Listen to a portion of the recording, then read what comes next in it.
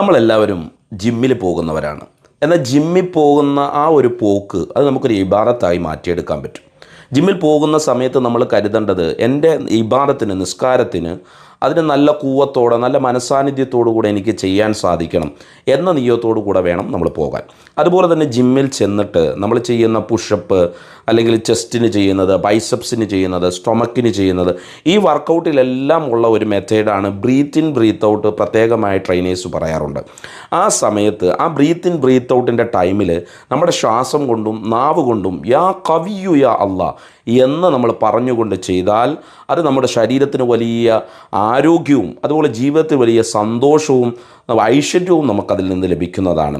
അതുപോലെ തന്നെ ശ്രദ്ധിക്കേണ്ട മറ്റൊരു കാര്യമാണ്, ഫർള് നിസ്കാരങ്ങളെ ഒഴിവാക്കി സുന്നത്തുകളെ കുറച്ചുകൊണ്ട് നമ്മൾ ജിമ്മിന് പരിഗണന കൊടുത്താൽ അത് നമുക്ക് ആരോഗ്യം ഉണ്ടെങ്കിലും അത് പെട്ടെന്ന് തന്നെ ക്ഷയിച്ചു പോകുന്ന അവസ്ഥയിലേക്ക്